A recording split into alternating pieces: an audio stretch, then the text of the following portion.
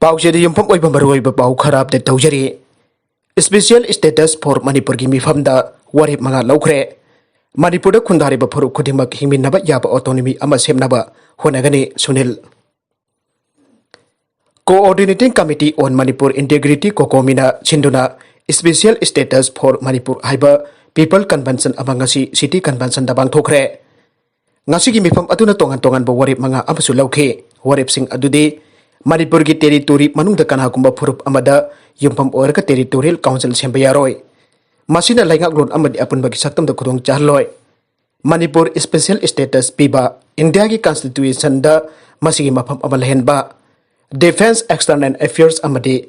interstate relation na central government ki orga lemhori ba atain state laingak ta sinnaba mathau tarabadi india ki constitution da semdokhanba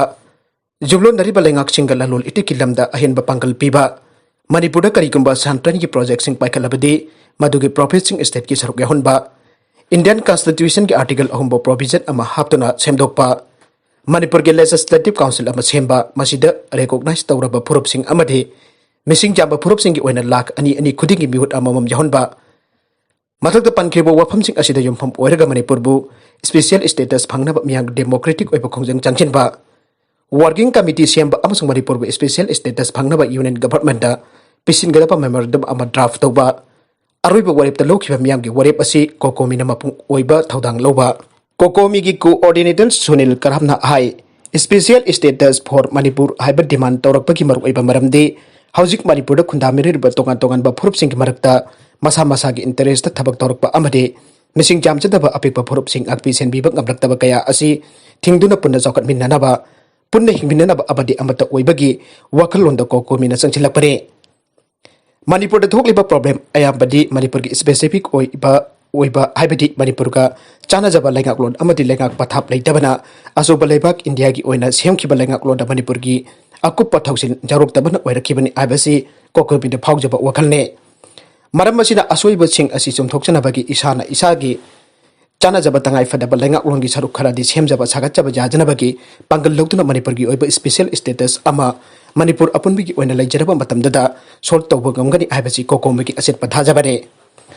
manipur da mathau tariba special status asina konsin kadaba subject matter sing adu kari kari oigani abadi lepthoknaba miyam punna nainaminaba pathau tare khanjaduna miyam gi lusing basing tongan tongan basin famda leibiriba music amade phurup kam lusing mihut sing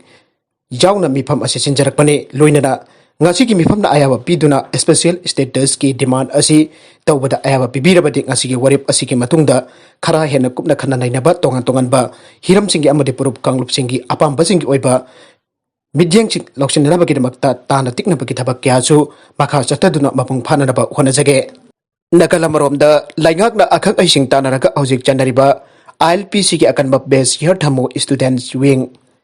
Hena mapung phanaba home department gi akanaba sel ama hangdoktuna yangsil halu sajat laingak na akhang ai sing tanaraga manipur da chanariba ILP asigi cut off bias air thamnana ba khonabi aina JC ILPS students wing na phangdokre ngasi JC ILPS ki office da pangthokba pawgi mifam amada joint committee on inner light permit system students wing ki convener sajat buya mimna hai JC ILPS na matam kya gi mamang dagi auduna manipur da ILP chanhanduna lamda masigi yelong misigi saktam amadi chanabibo na chanabibo ngaktuna thamnaba okat kya ga loinana khongjang kya jangsiduna ngasi phopa lagle adumoinamak hokiba kumjali sing ani taraga mapan gi December chaitat mapan India gi parliament da puthорактuna tha adumaki chaitat taraga mathoida manipur da ILPS chanhanaba India gi president na aiba khudek piduna gazette phonglakhe masigi matung kumja chaliba chahi asigi January chechat amada mapung phana manipur da chanaba honke chanaba hoki bagi iroina na barmit sing piba hoki bane mikup atuda manipur da matam kya gi mamang digi ILP gi damakta khongjang changchilaba miham araw phongdok nakibane adubo permit piba chahi ama mapung phajilaklaba asi phawba permit asi karamba mongda piri amadi masina kaya yamna effective oirabagi aibasi mayek sengdre masigi matang da chatna kanglon ama sempa tangai fade khanjai loinana JC ILPS na matam kuina dagi talakpa kaddo base year thamgadabani aiba adu ngasi popalengak na khangsin usinadan tumina laithokpa asimak laibab thibane maramaduna laingak na akhang ahisinga tana biraga athoba matamda kaddo base year thambina bagi thawang paikhatpiyo mahakna makhatana haikibada JCILPS students wing na mafamatam naidana drive cha tharakba karigumba permit paiba yauram daba thoklabadi kanana thodang pugadori masi thoktana balayakna mangjongna sectionba thorangsing lokatpiu haike Hakshel gi pawdam amada diabetes ki maramda miyamna lana thajana basingi matangda khangminase Malem pumbagi oina diabetes hariba laina asi nabagi sang hengalagle laina asi nabagi sang hengalakpaga loinana laina asi gi maramda miyamna thajana ba aranba wafam singchu atumak loina duna chatle Malem gi oina diabetes na naban miyoi million jamri kuni thok yana lai haire masigi manungda India khaktang dagi million umra ka tari lom oiduna Malem gi diabetes naba apumda misingi saruk taruk thokpagi amromdi India da lai haire Diabetes hariba wai asi miyamna toina tanaraba amadi akhangba wai am oire airagasu laina asigi oiba biological mechanism sing adudi complex oi laina asi asuki mati common oiba maramna laina asigi maramda lairiba aranba amadi yumpham yawtaba wafam sing adu chungthokpa yamna maru oi ihan hanbu oina diabetes haiba asi karino amadi masigi khwaidagi common oiba bakal ahum adugi khenaba singi maramda chawrakna pire diabetes makal ahum adudi type 1 type 2 amasung gestational diabetes hariba sing asine type 1 diabetes hariba asi autoimmune disease amane masida insulin puthokliba hakjang kayat pancreas da hakjang immune system na attack tawe type 1 asina type 2 diabetes taki hana nganna naba awgalle type 2 diabetes tana hakjang insulin marang kaina puthokdaba natragana insulin da ningthina response tokdaba natragana animak oiba yai Gestational diabetes hariba makal asina mirolingai matamda naba makalne nupi na mirolingai manungda hakjang na insulin en mathok tai hakjang na mathok tarakliba anoba insulin gi ahen basang adu phangba ngamlaktraba matamda gestational diabetes narake gestational diabetes ase anambana angang pokhraba matungda phagallabasu matungda miron ba matamda amuk khana narakpa natragana tungda type 2 diabetes nalapa yabagi otokpasu lai diabetes gi maramda miyamna lana khanabasing adu makada pire Ahanba aranba wafam chini chabana diabetes nahalle chini chabana haktengna diabetes nahande adumoinamak chini yawba chabana hakjang gi arumba hen banatragana obesity ki khudong chadaba thogalle hariba phibam ani asi type 2 diabetes ki risk factor singne ida yawba chini gi changna diabetes ki maroiba role ama lawi aina miyamna thajanai adubo chini masa duna makdadi laina asi nahan banate soda drink changnai na thakbaga type 2 diabetes ki risk laibagi ki marakta mari leinabagi phibam di leire kumja lising ani taraga humdoi da publish tawkiba achoba study amada soda drink thakbaga type 2 diabetes narakbaga mari leinaba thengnake hariba mari asi ai mahi amade atopa kosim gi athomba haplaba mahi manai sing takpadadi thengnakide miyoi khardana type 1 diabetes naraga atopa khardana nadribasi karigino haibagi matangda scientist sing hojik phoba khangba ngamdre adubo nutrition di laina asigi risk factor oide anisuba aranba wafam diabetes asi aroba laina natte diabetes asi jamna common oina naganba laina oiba maramna oigatra miyoi kharna di masi thoina aruba khudong thiningai oiba laina natte haina thajanai masi aranba wafamne hojik phoba diabetes phanba ngamba layeng leitre amadi laina asi naraba mi amana ningthina manas tawdragadi thengnarkadaba khudong thiba kaya lai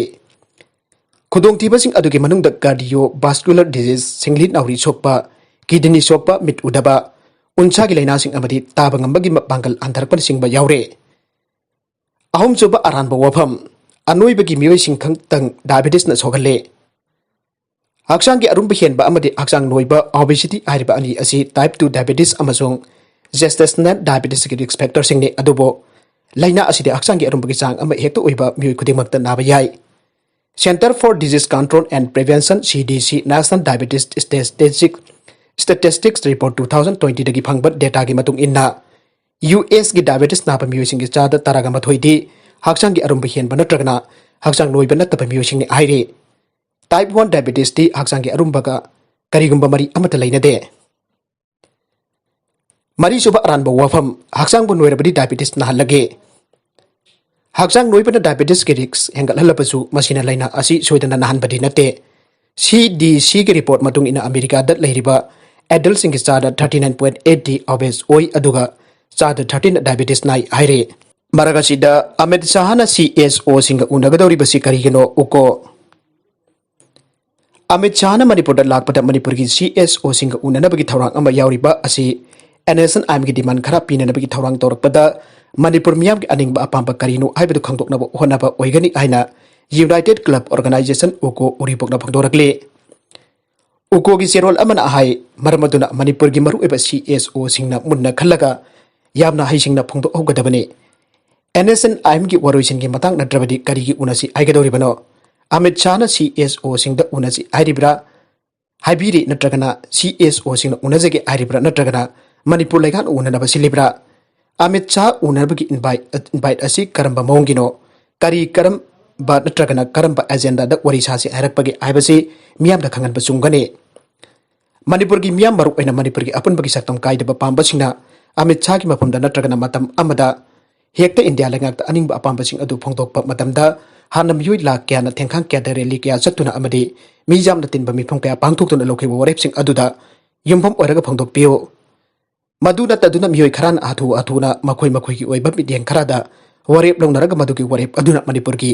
जामलबा मियामगी मोचिनबा वरेप ओइना पिसिलुरबदि मदुना तुंगदा लमदमसिदे हिंमिनरिबा अइखोइ मसेलगी मरक्ता मयेकसिंगदबा फिमम अमा Lakpa याइ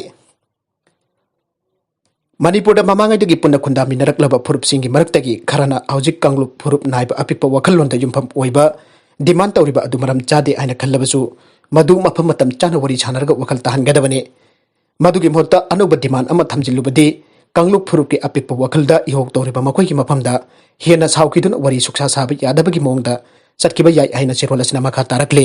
अरुइबदा content सिंग असिगी मरुइबा पाउ खरा असिबा पाउदमजरिबा Manipur local news YouTube channel अमदी Facebook page असिदगी यंगबीरबा पुनमक पथागजरी चैनल असिन अदोमदा कानरबदी